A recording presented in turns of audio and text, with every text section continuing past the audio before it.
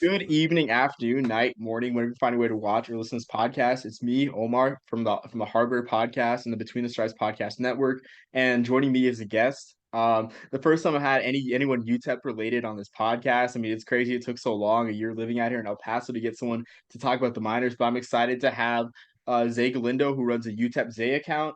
We're going to talk about just weeknight CUSA games, and conference realignment. So Zay, before we start, do you want to share your background? Anything else you want to, share with the audience? I'm in high school and I landed a job with 600 ESP in El Paso, and I'm just a huge UTEP fan, so I'm excited for this. Yeah, I'm excited to have you on too. I mean, like I said, the first UTEP voice I've had on the podcast. Become a UTEP fan myself, just living down here in El Paso, being stationed in Fort Bliss. So I'm excited just to have this discussion, just learn more about the program, and just kind of learn more about the pulse of the people that root for this program. So yeah, like I said, the first topic, Conference USA night game. So before we really talk about the games themselves, what are your thoughts for like the midweek Conference USA games? Do you think it's an overall plus for UTEP? Or do you think it hurts the program in the long run? Well, if you're trying to bring out fans, obviously it's going to be a big minus, right? Trying to drive out from maybe the far east El Paso on a weeknight to watch UTEP, it's tough. You're already struggling to get fans over to the Sun Bowl, and that really sets UTEP back a lot. It's only a couple home games that are going to be on a weeknight, but it's still it's rough for the fans. Obviously from a money standpoint, it does benefit UTEP a lot. Trying to and then you can pitch it to the JUCO guys. On a Wednesday night, hey, we're going to be on national TV. Nothing else is on, so I think it's a plus and a minus. So I think for fans, it's a big minus, but for UTEP as a whole, I think it could benefit them in the long run. Yeah, I do agree. I mean, it's good for exposure, but I feel like these games would be more of a plus if the conference is more geographically compact.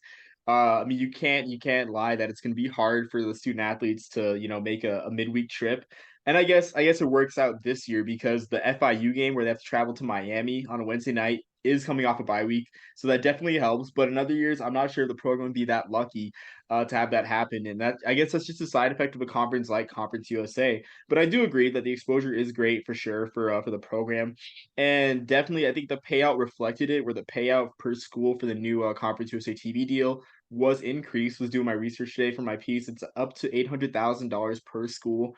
I'm not sure what it was beforehand, but I can't imagine it was even close to being that high. Just after everything that's happened. Yeah, yeah, it was pretty low, so when they got that new media deal, getting rid of Conference USA TV, I know this isn't football related, but that's big too, Conference USA TV, I think it's about $10 a month, and it's just it's student ran, and it's just not that good all in all. So I think a lot of minor fans at first were kind of upset with the new TV deal, but I think they've grown to it's kind of accepted. Yeah, and that's a good point too in terms of condensing content. Uh, Earlier or last week, the Colonial Athletic Association, recently released their TV deal. They extended with Flow Sports, and the thing is like a lot of sports channels probably have whether it be Hulu, Hulu Live TV or YouTube TV or just ESPN Plus in general, having to get another $30 added to to pay for Flow Sports to watch your favorite Colonial Athletic Association school. It's definitely a burden, honestly, adding the streaming service. So just to condense it and put everything on ESPN Plus, all the games that won't be on CBS Sports Network, that won't be on the ESPN linear networks, is definitely a plus for the program. Yeah, it's definitely a plus for the program and for the fans. So, at first I was a little like, I wasn't shocked. I was a little disappointed with the TV deal. Weeknight games. It really doesn't sound all that amazing, but I'm kind of going towards, hey, this isn't that bad.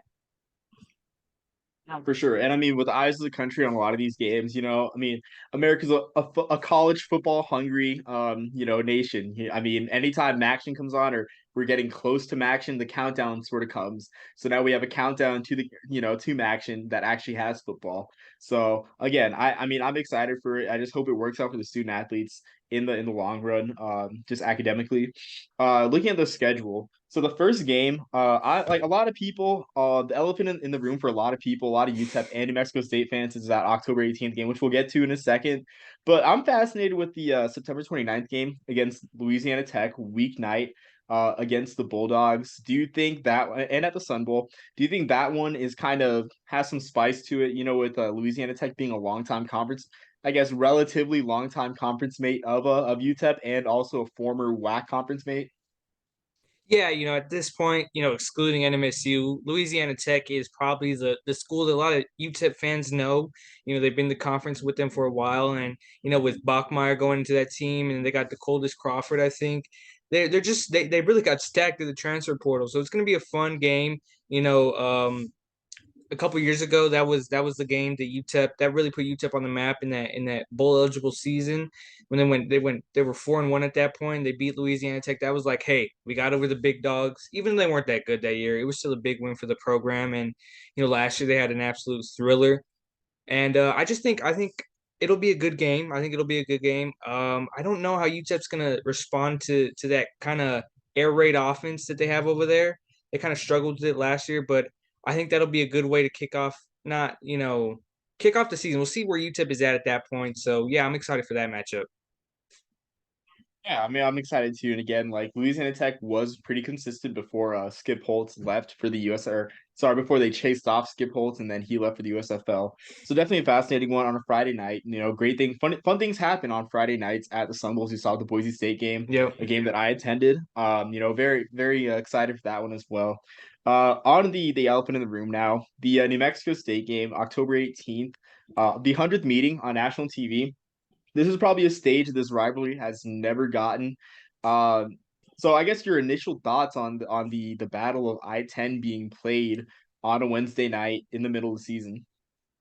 Yeah, it's awkward, right? It's an awkward time and place to have the rivalry game that really brings out, it's usually UTEP's most attended game, but you know, at first I was like, there's no way they're gonna put on a weekday, and it's fine. They did, and it was like, okay, well, that's tough, right? You're not gonna really be able to get out, that's the moneymaker for UTEP. You're not gonna be able to get out, probably depending on how they're doing, but you're probably not gonna get over 20,000 that game. And it sucks because it's a rivalry game and the athletes they get excited for it. You want to bring out your whole friend group and everything. You're not gonna be able to do that, but at the same time, you're gonna be able to broadcast that on national television, show the rest of America that hey, this is a fun rivalry. That both the teams are historically they're not that good, so this game really means a lot to both teams and both schools. So obviously, again, it comes with there's a plus and there's a minus to it, but I'm overall excited for this. It kind of sucks that this is going to be played in El Paso. I love it when they go back and forth. I love Las Cruces. It's a great atmosphere over there, but you know, I'm not against it. I'm not like other minor fans. I'm kind of excited for this, just showing the rest of the college football world, hey, this is going to be a fun rivalry.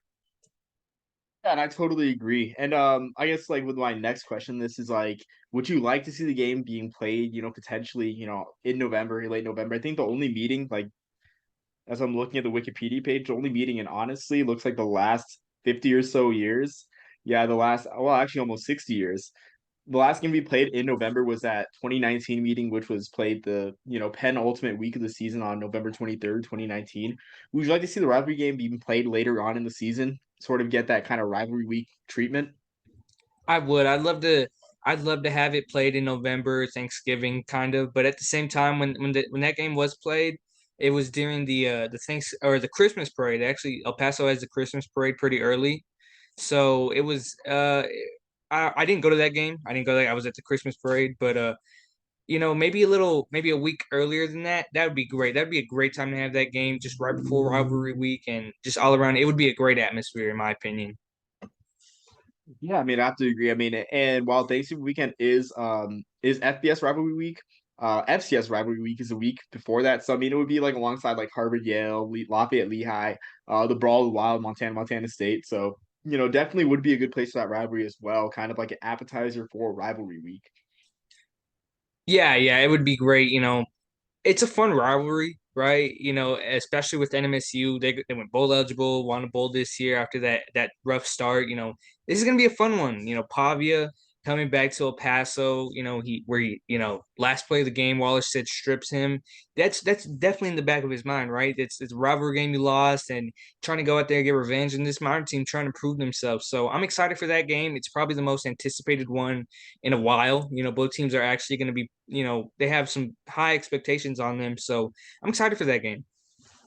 Yeah, I mean, I agree. I mean, it sound like a broken record, just talking about my excitement for that one. Now on to the last two games we haven't talked about. October 11th at FIU, which I briefly mentioned, but also at Sam Houston State. Do you have anything, I guess, to say about those games? Or they just kind of like, just cute? I guess just Conference USA games. Like it's hard like to get up for them because like they're just, Sam Houston's a new program and FIU is just far away. Yeah, it's kind of tough at a fan standpoint, just looking at it. That something you can get excited though for Sam Houston State. Latavius Workman, he was one of the best JUCO receivers this year. He committed to Sam Houston State. He actually started his career off at UTEP, actually at in El Paso, his high school.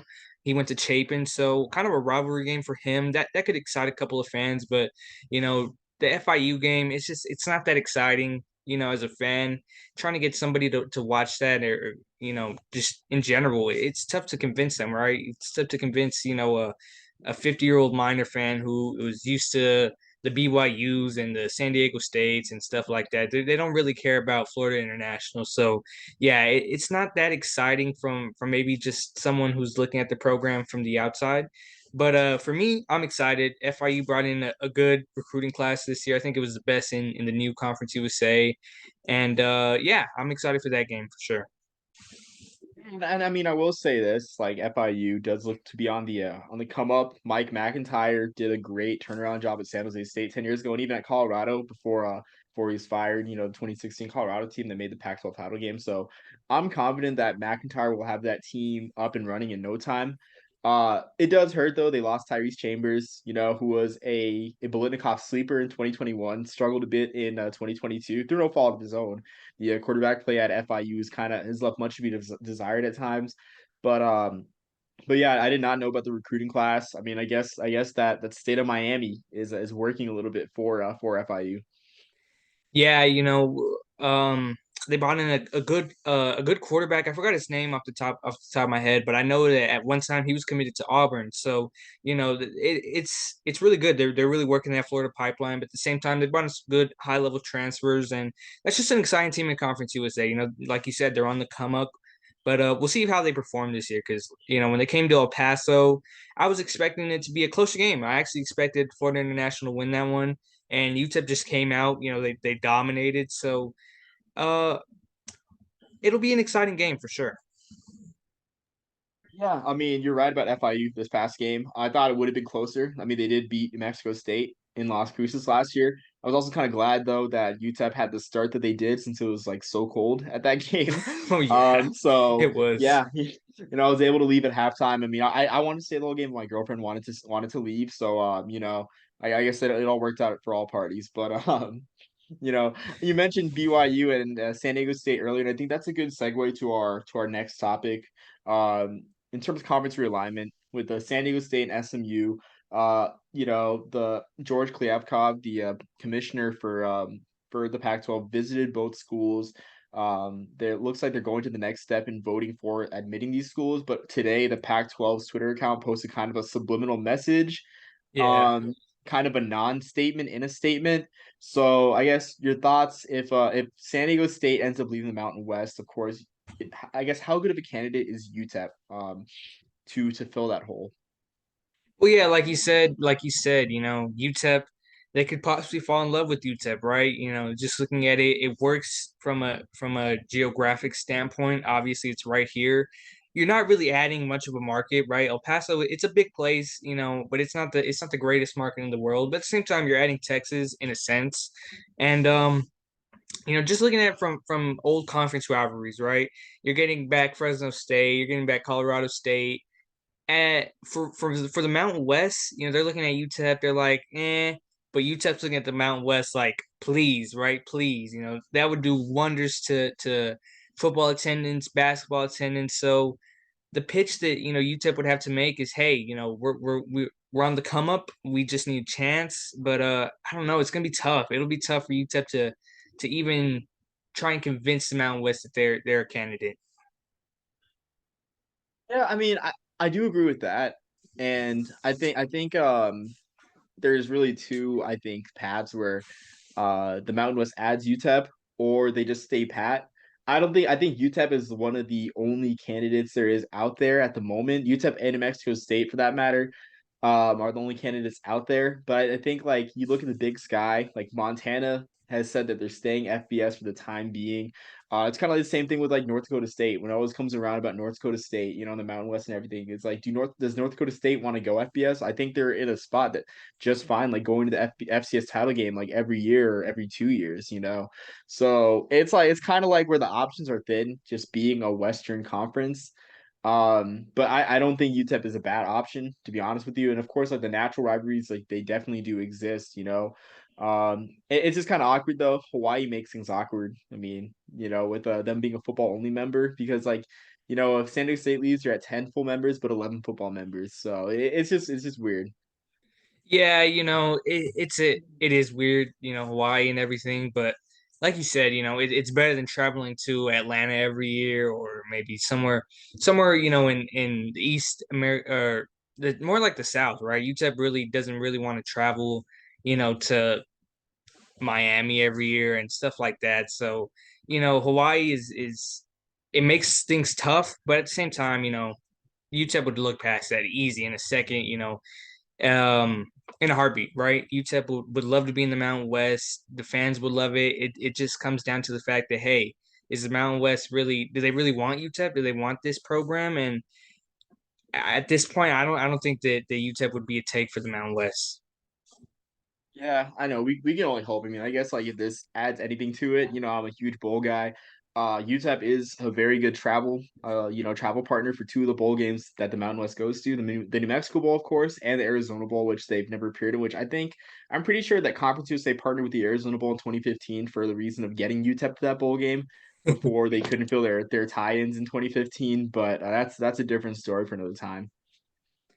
Yeah, UTEP does travel well. Obviously Albuquerque's right there and the Arizona Bowl right there. And I'm saying right there, they're both like 4 to 6 hours away. But for person El Paso, that's an easy trip if you're going to watch UTEP possibly win the first bowl game in over I don't even know 60 years at this point. And so yeah, it brings back the old rivalries between, like I said, Colorado State and obviously the New Mexico rivalry is probably the biggest one.